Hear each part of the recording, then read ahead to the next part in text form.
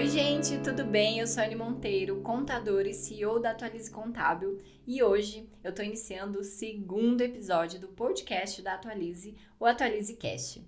Hoje com uma convidada muito especial, a doutora Taliane Duarte, que veio aqui para a gente bater um papo bem legal sobre direito na área da estética, aspectos jurídicos na área da estética. Ela que é especializada na área médica e estética, veio compartilhar um pouco do seu conhecimento com a gente. Então, sem enrolação, agora eu vou passar o microfone para ela e se apresente, por favor, doutora. Anne, primeiro eu gostaria de agradecer o convite por estar aqui hoje. Eu sou advogada, especialista em Direito Médico e da Saúde. Quando eu iniciei a especialização, eu tinha certeza que eu ia atuar somente para médicos, mas quando cheguei na parte da estética, foi paixão à primeira vista. E eu consegui visualizar que esses profissionais, eles estavam vulneráveis frente aos documentos ali da parte jurídica. Então, eu decidi voltar a minha atuação 100% para esses profissionais. Hoje, então, com certeza, eu só tenho atuado com profissionais da saúde estética. E é isso, Anne. Legal. Uma coisa que você falou e que me chamou a atenção é que essa área, né, esses profissionais da área da estética estão vulneráveis. O que você quis dizer com isso? Explica um pouquinho melhor, abre um parênteses ali e fala, porque me chamou bastante atenção e eu quero que você explique um pouquinho sobre isso. Legal.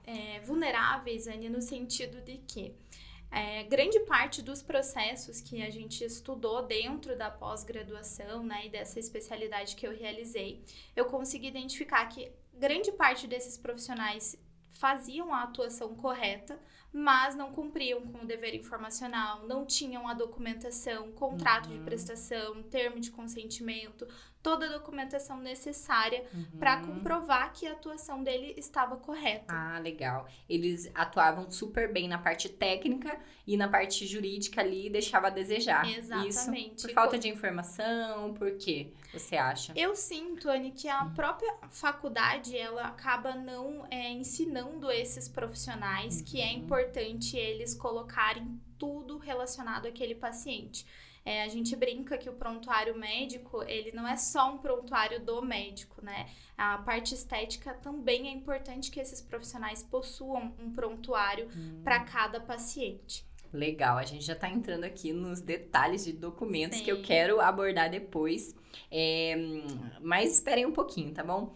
Agora, Taliane, inclusive a Taliane tocou num outro ponto, que é a questão da formação, né, acadêmica, e agora ela tá palestrando em cursos de graduação, pós-graduação, né? Conta um pouquinho sobre isso e a importância disso, das pessoas já saírem ali, né, dos profissionais da área da estética já saírem da faculdade com essas informações. Eu acho isso muito interessante. Anne, a maior parte das faculdades que eu palestrei até hoje, eles têm essa parte da responsabilidade técnica e também da parte civil, né, que entra um pouco ali no jurídico, na estética, no primeiro ano de faculdade. E eu vejo que isso não é tão bom para eles, porque o início de faculdade, né, às vezes a pessoa não tá ali tão focada. Nem sabe se é isso mesmo, né? Isso, não, né? Então, enfim, acaba fazendo as provas, estudando ali só para passar mesmo e acaba não se atentando nessa parte que é tão importante.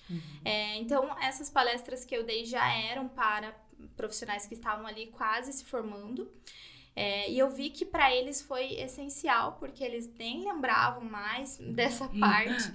E realmente é algo importante para eles observarem, porque muitas vezes eles praticam a técnica correta, mas aquele paciente ele tá com expectativa alta, ele tem uma visão diferente do resultado e acaba processando aquele profissional. E se esse profissional não se atenta ali na documentação para conseguir, né, se defender juridicamente, ele acaba tendo que pagar as indenizações. Altas, né, gente? Exato. Essa área aí, eu já presenciei, assim, alguns perrengues que os clientes passam. E aí, muitas vezes, eles chegam até a gente, né, aqui no escritório de contabilidade, perguntando como que eles fazem, porque eles receberam uma carta, uma intimação, e aí eu direciono ao advogado, né? Eu sempre digo, você precisa conversar com o seu advogado sobre isso. Mas eu não tenho advogado. Entendi. Então você precisa conversar com quem fez o contrato. Não tenho contrato. E aí a gente acaba direcionando esse profissional, né? Esse gestor ali, para que ele faça uma coisa que deveria ter sido feita lá atrás, né? Então tem esse remediar, né? Você enxerga isso também? Sim, Anne. Inclusive, hoje a minha atuação, ela tem 3 pontos, né? É a advocacia consultiva, que é quando esse gestor ou esse profissional me procura para verificar ali o que ele precisaria ter para ter um respaldo, né? Uma segurança jurídica dentro da clínica. Aí entraria o direito preventivo, né, que é a assessoria preventiva, que é justamente a elaboração de todos esses documentos, e o contencioso, que é quando, infelizmente, já tem um processo ali contra aquela clínica, aquele profissional. Sim. E a maior parte só procura um advogado no contencioso. Exato. Termos técnicos aqui pra gente. O que é contencioso? Explica de uma forma mais simples, por favor, doutora. Tá, o contencioso vai ser ali quando realmente já existe um processo, né? Um paciente já processou. O paciente colocou você no pau. Isso. É isso. E aí você recebe lá a cartinha, já está. De intimação, para fazer a contestação, né? Que é para contestar aquela inicial que o paciente entrou ali. Só que daí nesse momento o bicho já tá pegando, né? Exato. Legal. Você falou da documentação. Antes da gente entrar nessa parte, que eu acho que é um ponto bem importante, o que você enxerga como desafios para esses gestores da área da estética, assim, que você trabalha com a área, o que você enxerga de desafios que eles enfrentam e como que a gente consegue minimizar esses desafios e ajudar esses gestores? Pensando em gestores, Anne, porque existem, na verdade, dois gestores que eu consigo visualizar na minha atuação, que é o profissional em si, que tem o seu espaço e cuida de tudo, e aquele gestor que é só um gestor administrativo e contrata profissionais, né, da saúde estética para atuar dentro do espaço dele.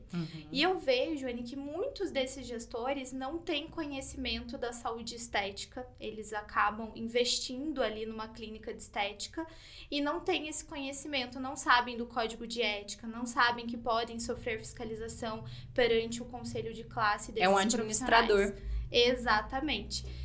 E, infelizmente, eles acabam não tendo esse conhecimento, sofrem ali penalidades e vêm atrás, né, de informação somente depois que já tá que o problema já aconteceu, instaurado. Né? Exato. Entendi, tá. Esse seria o gestor 1. Aí você falou dois gestores, né? 2 perfis. É o gestor administrativo, né? Aquele que tá investindo na área da estética. Hoje tem muita gente fazendo isso, porque, né? Estética dá muita grana, né, gente? Exato. E tem o outro que é aquele profissional, né? Que acaba o profissional empreendendo. que acaba empreendendo ali, constrói o seu próprio negócio, né?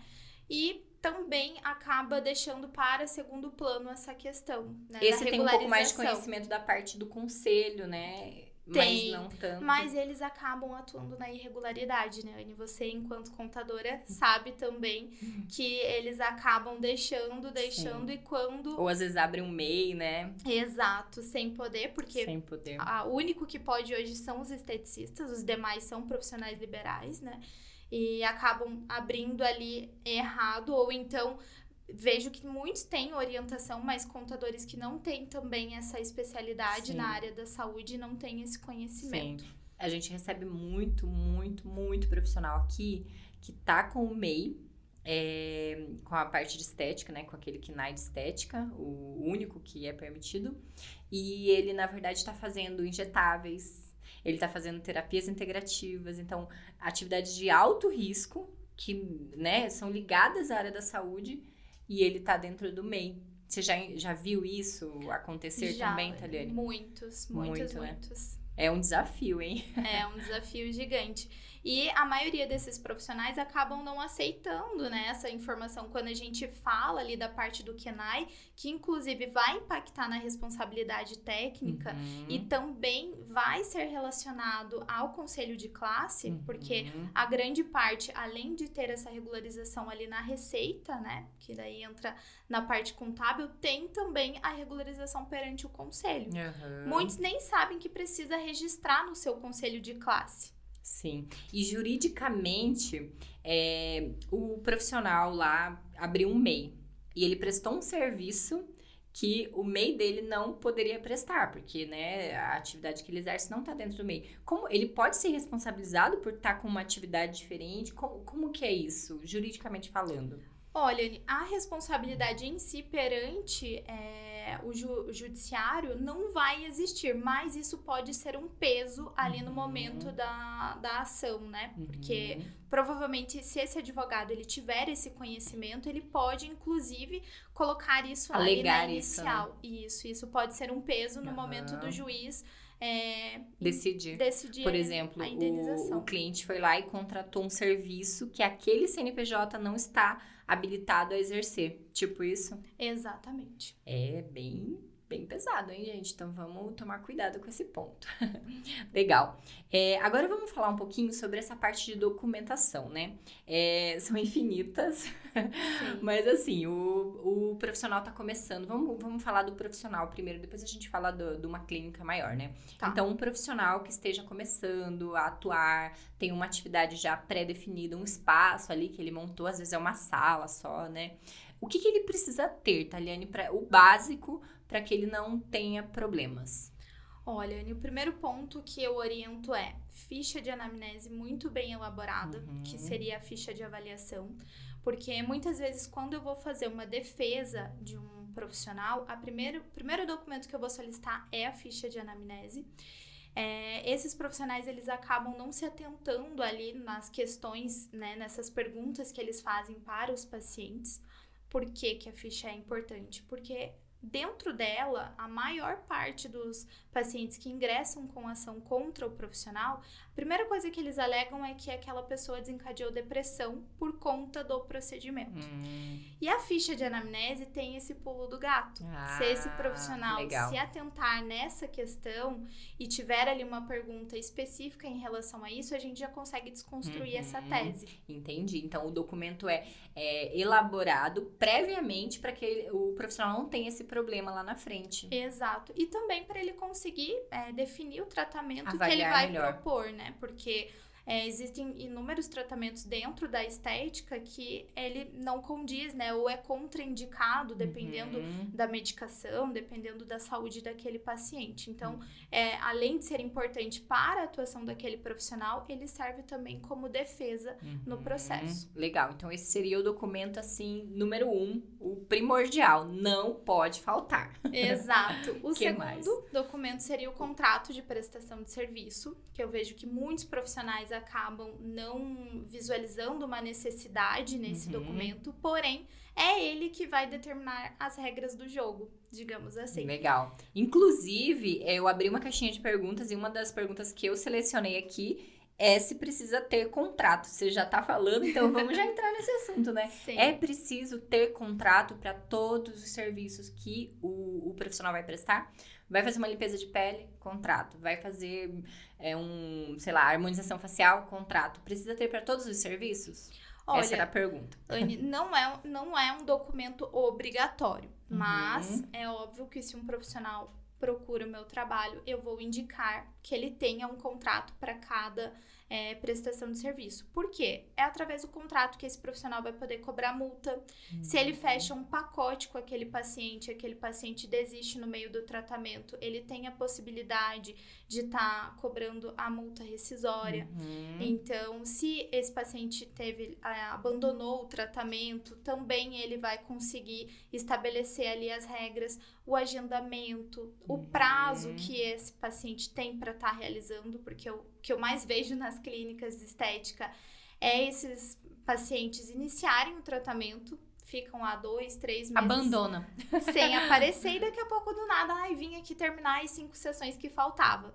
Mas isso vai impactar, além do resultado, que daí pode ser uma futura ação, porque não chegou no resultado esperado. Esse profissional, ele fica preso àquele paciente. É verdade. Porque ele não determinou um prazo. Então, o contrato, ele vai possibilitar essa questão do prazo também. Você, né, contratou ali o pacote, você tem que finalizar em 180 dias.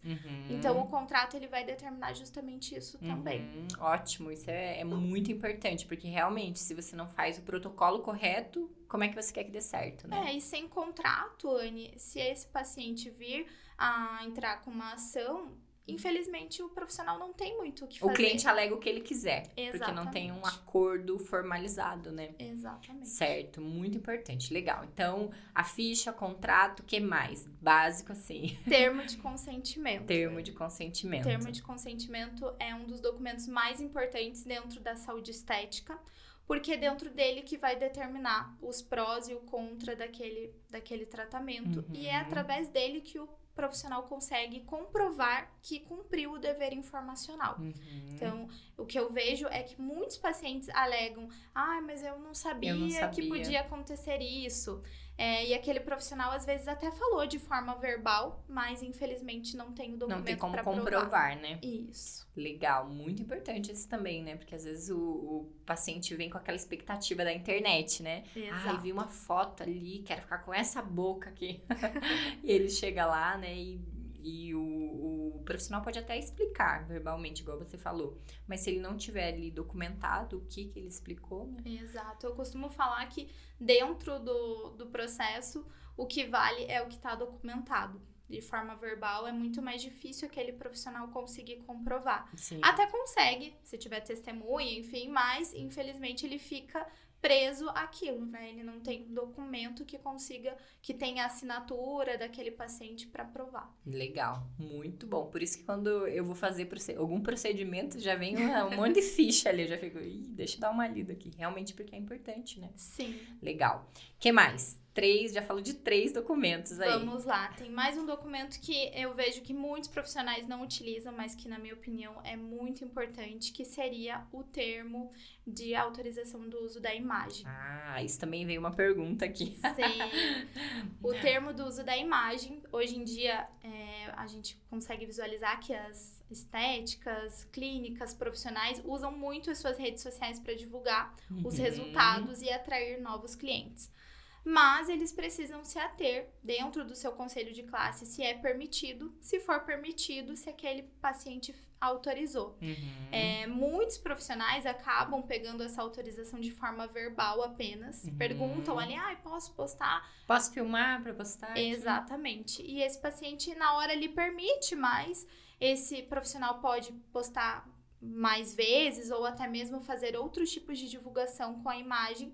E esse paciente pode ingressar com uma ação. Uma das perguntas que veio aqui na caixinha de perguntas foi: posso postar foto de antes e depois? Que eu acho que cai nisso que você tá falando agora, né? Exato. Então, se ele tiver o consentimento assinado, ele pode postar o antes e depois, dependendo do conselho de classe, isso que você falou, né? Isso, Anne. Muitos profissionais acabam até fazendo ali um termo genérico, mas não se atentam às regras do seu conselho de classe. Hoje, a grande maioria dos conselhos já permitem o antes e depois, né? O uso ali da imagem dos pacientes, mas ainda temos alguns conselhos que não permitem o uso da imagem de pacientes. Legal, muito bom. O que mais? Mais algum documento que não pode faltar nesse combo ali? Olha, Anne, esses seriam os documentos essenciais, digamos assim. Tá, o básico, todo mundo tem que ter. Isso, mas agora, se é um profissional que realmente se preocupa com a sua clínica, com o seu espaço, ele tem que se atentar ali a outros tipos de documentos. Por exemplo, o termo de quitação. O termo de quitação, na área jurídica, nós utilizamos justamente para aquele paciente informar que aquele serviço ele foi quitado, né? Porque o que eu vejo, Anne? Muitos profissionais finalizam o tratamento, aquele paciente se diz satisfeito, mas futuramente vem lá com a intimação, reclamando que não gostou do resultado. Porque o Botox durou menos do que o informado e etc. Então, a partir do momento que aquele paciente assina esse termo de quitação, é mais uma prova de que realmente ele ficou satisfeito com aquele serviço e não tem nada a reclamar. Legal. Beleza. E essa questão, assim, que você citou do Botox, por exemplo, que envolve aspectos biológicos, né, do paciente também. Então, a qualidade de vida que a pessoa tem vai influenciar.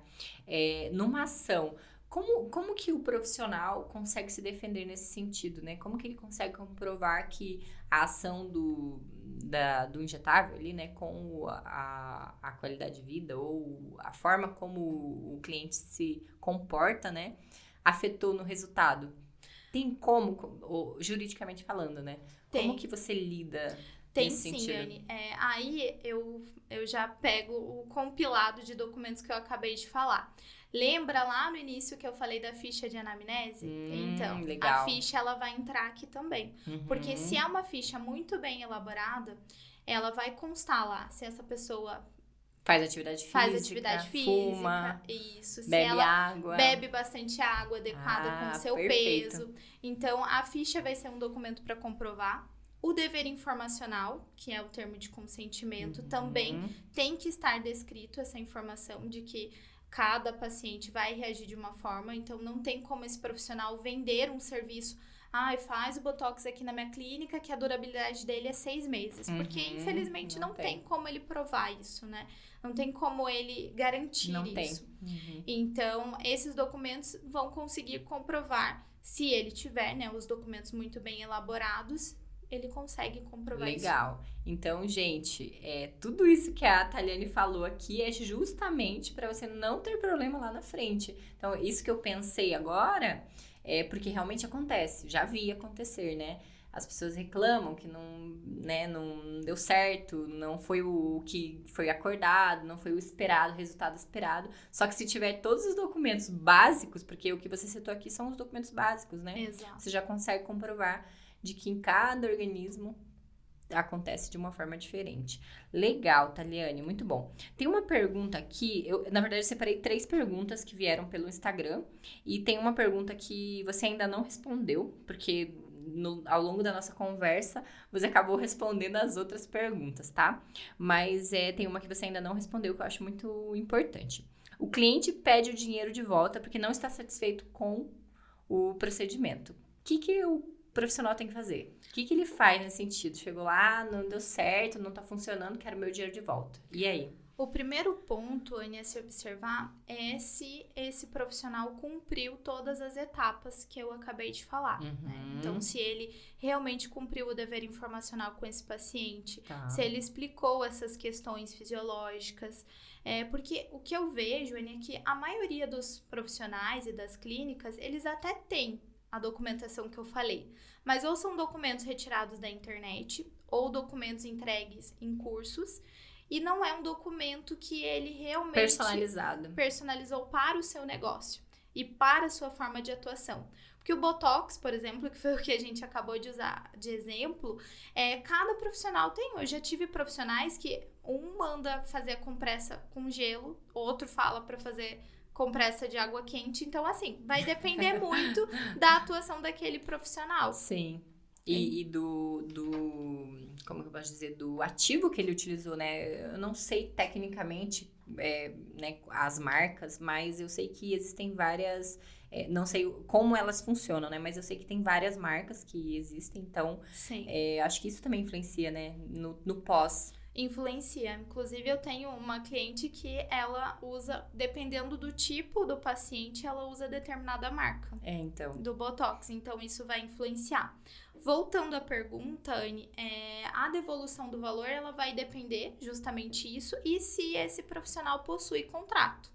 Então, se ele tem um contrato estabelecendo que não vai ser devolvido esse valor por mera insatisfação, ele não é obrigado a devolver o valor. Né? Agora, claro, se ele visualizou que teve uma falha técnica dele, que ele realmente deixou ali algo a desejar em relação ao paciente, ele quer fazer um acordo, ele pode, inclusive, fazer um acordo. Extrajudicial, não precisa, esperar. Exatamente, aqui entra mais um documento, Anne, porque eu vejo mais um, porque o que eu vejo, Anne, muitos profissionais acabam fazendo ali o acordo, devolvem o valor para o paciente e não pegam sequer um recibo de que documento ali de devolução, né? E daí o que acontece? Esse paciente entra com ação e esse profissional vai ter que pagar 2 vezes. Certo. Às vezes o paciente vai lá, pega a informação de que o profissional assumiu que realmente teve falha e sei lá, uma mensagem no WhatsApp pode ser utilizada, né? Pode. E aí não tem essa questão documental da devolução do valor. Seria mais ou menos essa situação. Exatamente. Nossa, tem que tomar muito cuidado mesmo, E às gente. vezes devolver o valor não significa que esse profissional está assumindo a culpa. Certo. Né? Ele pode até fazer um acordo ali. Inclusive, os documentos que eu elaboro, quando existe esse acordo extrajudicial, eu faço uma cláusula, inclusive, falando que a devolução não é por erro. Tá. Né? Legal, porque daí depois ele pode utilizar, o paciente pode utilizar isso como se fosse um erro que a pessoa tá assumindo. Exato. Entendi, legal. E, cara, é muito complexo, né, Taliane? E assim, eu vejo a falta mesmo de informação. Essas informações gerais, como você falou, tem na internet. Contrato de prestação de serviço tem na internet, mas não vai ser personalizado para você, né? Exato. Então, aí você pega uma coisa de uma outra clínica, com perguntas de outra clínica, e aplica no teu negócio, no teu espaço, que é uma sala, não tem nada a ver, né? Então, é muito importante ter o auxílio de um advogado. E a desculpa principal é muito caro. É caro mesmo, Taliane, essa regularização? Conta um pouquinho pra gente. Não precisa abrir valores, né? Mas fala um pouquinho pra gente sobre isso. Eu acho que esse profissional, se ele quer realmente ser um profissional diferenciado no mercado, ele vai pôr na balança o que é caro pra ele. É caro pagar uma indenização de 20, 30 mil por um procedimento, ou é caro ele contratar um advogado, deixar a sua clínica regularizada e caso ele venha sofrer um processo, ele consegue se defender, né? Então, eu acho que vai muito da balança ali do que esse profissional espera. Né? Isso. O que você espera pra você, pra sua carreira? Ó, profundo o negócio. Legal. Agora eu quero entrar num outro ponto. Acho que a gente falou muito dessa questão do profissional, né? Que é aquele profissional que saiu da faculdade ou do tecnólogo, né? Do técnico, enfim. E foi prestar serviços, abriu sua sala. Vamos falar um pouquinho agora da realidade de um gestor. Alguém que está investindo ali numa clínica, que hoje tem muito, isso é bem comum. Pessoas de outras áreas que não entendem nada sobre a área da estética, beleza, saúde, não entende, só está investindo mesmo. Sim. Normalmente, esse perfil já tem um advogado, né?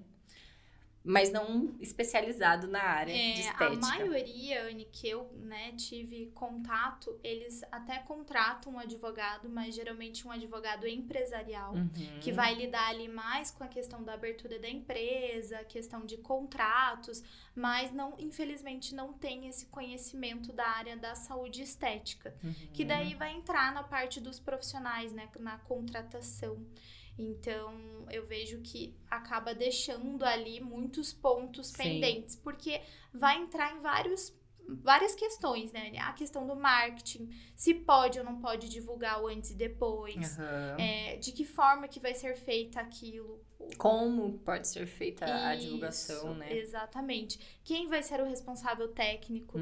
Então, quando é um profissional que não tem esse conhecimento e acaba entrando ali em várias áreas, né? Isso. E acaba entrando ali em várias áreas, ele acaba colocando o profissional X como responsabilidade técnica, porém, ele não pode ser responsável técnico pelo profissional Y. Exato. Então, tudo isso vai englobar a questão contábil junto com o jurídico e acaba um combo, influenciando. Né? É um conjunto.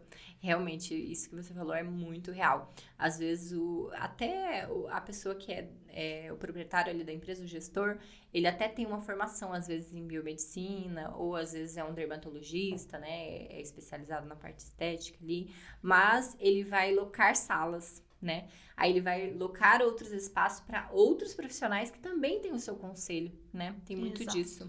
E nessa questão ali da locação, tem que ter contrato também, né, Taliane? A gente sabe que na maioria dos casos não tem, mas precisa ter. Por que precisa ter? E realmente precisa ter? Olha, Anne, eu acredito que o contrato de parceria ele é primordial para os profissionais que queiram estar fazendo locação, né, da sala ali, ou até mesmo queiram agregar outros serviços dentro da sua clínica, porque é ele que vai determinar o que aquele profissional vai fazer dentro do seu espaço, qual é a responsabilidade dele perante o cliente, porque a partir do momento que existe uma intercorrência naquele paciente, a sua clínica ela é corresponsável. Sim.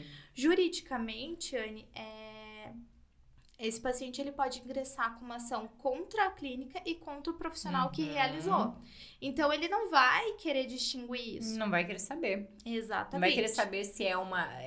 porque a gente vê muito dentro das clínicas vários CNPJs, né? Então, a gente chama de multi-empresa, né? Multiprofissionais. E cada um tem o seu CNPJ. Mas, no caso de uma ação, o cliente, o paciente, né, vai colocar a clínica como principal e o profissional como responsável, né? Exatamente. E o contrato é importante para isso. O contrato de prestação, de parceria, aliás, desculpe, ele vai servir justamente para essa clínica conseguir provar que ela não tinha vínculo, né? Porque o que eu vejo, Anny? A recepção é a mesma para todos os profissionais. Esse paciente, ele chega, ele vai efetuar os pagamentos ali através da recepção, o primeiro atendimento dele vai ser através da recepção. Então, na cabeça desse paciente, ele não vai saber distinguir. Não. E a sala A é do profissional A. Até porque essas fichas, esses documentos que você falou ali, em muitas clínicas vêm com o logozinho comercial, né? Da empresa, clínica. O nome fantasia, né? Da clínica. Exatamente. E aí ele não consegue distinguir. Daí, nesse caso, o ideal seria cada profissional ter esses documentos ou a clínica faz um compilado. Como que você indica nesse caso, Taliane? Vai depender muito, Anny, do tipo de parceria que será feita. Tá. Então, ou esse profissional vai ser parceiro, né, dessa clínica, ou então ele vai atuar como co-work, que a gente fala, né? Que daí ele é totalmente independente.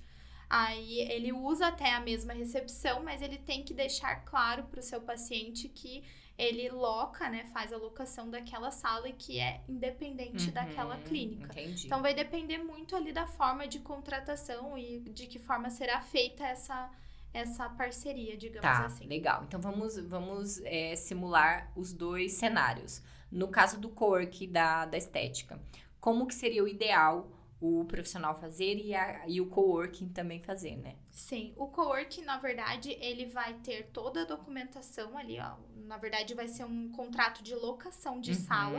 Ele vai alugar aquela sala e esse profissional vai ter que se regularizar. Tanto na parte de alvarás, né?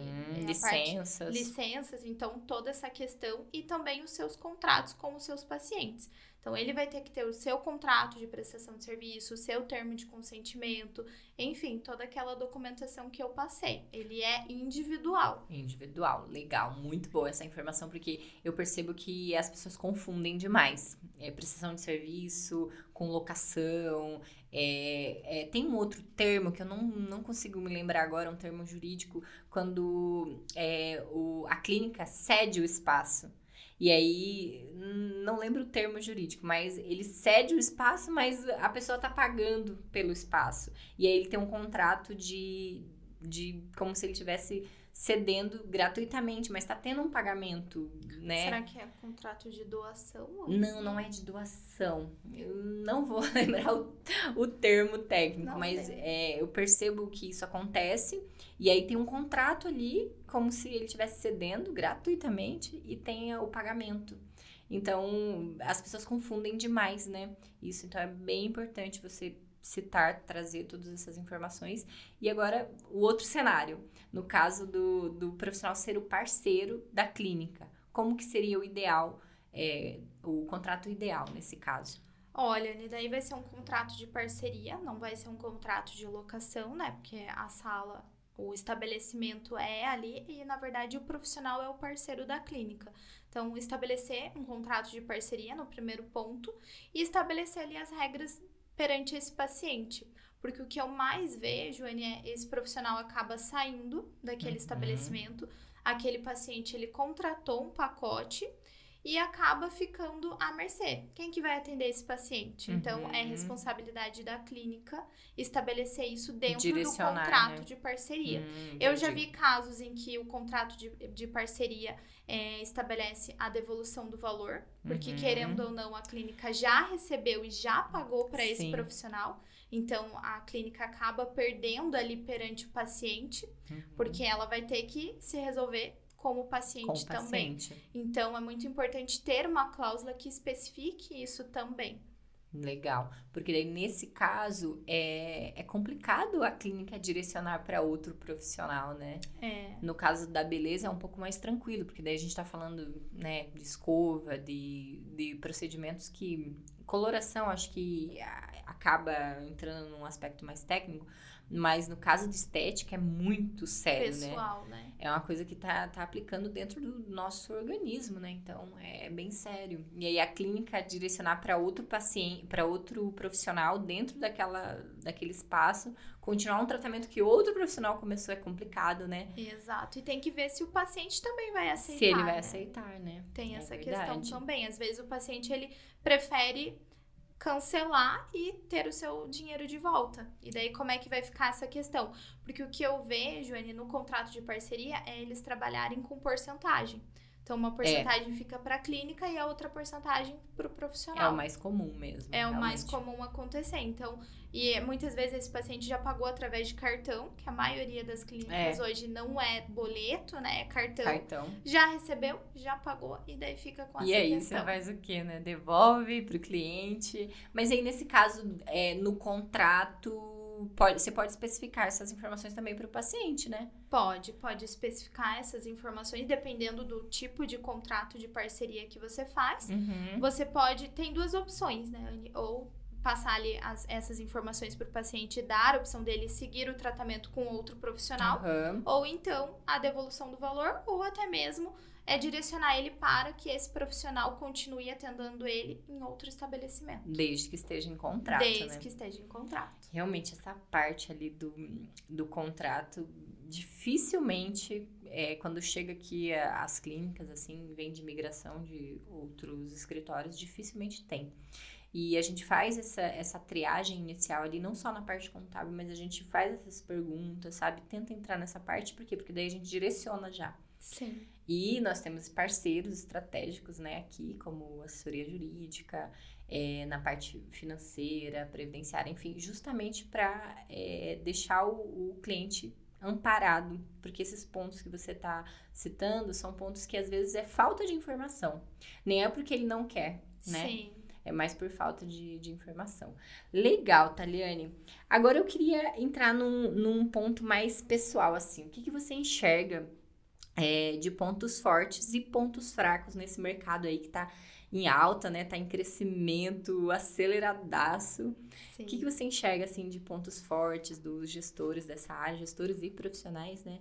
E pontos fracos? O ponto forte é justamente essa dinâmica que a área da estética tem, né, Anny? Que hoje em dia tem vários tipos de procedimentos. Então, se o gestor e os profissionais são profissionais aplicados e fazem os cursos de capacitação, estão atentos às novas tecnologias, eles vão só crescer. Então, é um mercado que está realmente em ascensão. Eu acredito que vai seguir em ascensão, porque Sim. Beleza e estética... Todo mundo quer ficar bonito e jovem. Todo mundo quer, então é uma área que vai crescer sempre. E o ponto fraco é justamente essa falta de gerenciamento, né? Tanto na parte jurídica quanto na parte de regularização, que eu consigo visualizar que essas pessoas, infelizmente, elas acabam ali atuando na irregularidade e só vão se regularizar quando realmente acontece ou uma ação, Sim. pleiteando uma indenização, ou uma multa por parte da vigilância, ou uma multa por parte da Receita. Sim. Né? Eu vejo que muitos acabam querendo fugir ali do fisco. Que eu vou abrir 2 CNPJ, daí eu coloco um aqui, outro ali. Abrir 5 MEI, o nome da mãe, do pai, do filho. Mas a gente sabe que no final das contas não é assim, né, Anny? Você, mais do que eu, Sim. pode falar que o planejamento tributário, ele é justamente para conseguir para prever reduzir, tudo isso, né? Exatamente, reduzir os impostos e afins. E eu acredito que se esse gestor, esse profissional, ele consegue estruturar bem o negócio dele e ir em busca de profissionais capacitados, ele só vai crescer com isso. É verdade. O que eles precisam entender é justamente essa necessidade desses pontos, né?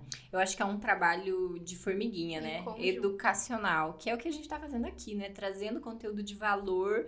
Hoje, né, trazendo aqui a doutora Taliane, com todas essas informações valiosíssimas que vocês teriam só numa mentoria ou numa consultoria, né, ou numa aula de pós-graduação. Então, eu acho que é um trabalho educacional mesmo. Eu vejo muitos profissionais da área buscando entender mais sobre finanças, sobre contabilidade, sobre tributação, sobre direito na área da estética. Então, eu acho que é uma coisa que a gente está construindo, né? E um dos propósitos da Atualize é levar esse conhecimento para o nosso público, né? Que são gestores ali, profissionais da área. Então, eu acho que é isso. Eu quero fechar. Foi muito bom, né? Passou rápido. Eu quero fechar entendendo melhor sobre os seus serviços, Taliane, porque eu sei que você presta um serviço muito legal na parte consultiva, de prevenção, né? Então, eu queria que você explicasse mais ou menos se hoje eu tivesse uma clínica, contratasse esses serviços, como que funciona, qual que é o apoio que você dá e, enfim, disserte aí sobre isso. Legal. Bom, Anne, hoje o meu foco maior é na parte preventiva, então é bem como você falou, eu levo informação, estou tentando plantar essa sementinha na cabeça dos profissionais, fazendo com que eles entendam a necessidade do direito preventivo, porque se ele se preocupa com o preventivo, ele provavelmente não vai ter tantos problemas no consultivo, que é quando já existe a ação. O meu trabalho ele é voltado justamente para essa parte de elaboração de documentos. A parte da regularização sanitária também, eu presto consultoria, né, voltada ali para a questão das licenças, porque eu vejo que muitos profissionais não têm conhecimento e não sabem nem por onde começar. Então, eu presto esse tipo de consultoria também. E eu tenho a consultoria mensal, que algumas clínicas me contratam de forma mensal, então eu fecho ali um plano semestral ou anual. Um acompanhamento jurídico? Isso, é um acompanhamento jurídico, então sempre que tiver dúvidas pertinentes ali, eles me contatam, ou Taliane, eu tô aqui na recepção com um paciente reclamando porque não gostou do resultado, quer o dinheiro de volta, então em vez desse gestor se preocupar com essa questão, ele vai tá me passando e eu vou estar fazendo toda essa parte com esse paciente. Legal. Explicando a documentação, passando para ele, se necessário, fazendo acordos, né, administrativos. Assim, é muito legal, né? Você fala, veja com o meu jurídico. Exatamente. Então, eu cuido de toda essa parte e esse profissional, né, ou esse gestor não precisa se preocupar com isso. E algumas clínicas ainda aqui em Curitiba trabalham com a parte de cobrança por boleto. Então, eu faço também essa parte de cobrança. Se necessário, ingressar com ação, né? A gente faz também. E isso tudo tá dentro dessa assessoria mensal. Legal. Nossa, é um pacotão ali, né? Muito legal, Taliane. Foi muito bom te receber aqui. Eu acho que a gente conseguiu entregar muito conteúdo, assim, em poucos minutos. Sim. E acho que você pode voltar aqui depois pra gente aprofundar outros assuntos. E é isso, pessoal. A Taliane entregou muito conteúdo que, de verdade, tudo que ela falou aqui, você ouviria numa consultoria, né? Numa reunião de consultoria. Então, aproveite todo esse conteúdo e aplique. Se quiser informações mais detalhadas, né, aprofundar um pouquinho mais, entre em contato com a Taliane. Eu vou deixar os contatos dela se você está assistindo pelo YouTube, vou deixar na descrição do vídeo. Se você está escutando pelo Spotify ou algum, né, tocador aí de podcast, Taliane, deixa o seu Instagram, né, o seu @ aí para o pessoal te seguir e acompanhar o seu trabalho um pouquinho mais de perto. Legal. Realmente, Anne, é uma área que precisa ser falada, né? Hoje, infelizmente, a gente tem pouco tempo, então não consegue passar tudo que precisaria. O meu Instagram é o @taliane.duarte. E eu tenho e-mail também, talianeduarte.adv.br, só pesquisar no Google que vai aparecer. E o meu telefone celular, 41988321342. Deixou até o celular. O celular aí, ó, gente. Então é isso, muito obrigada.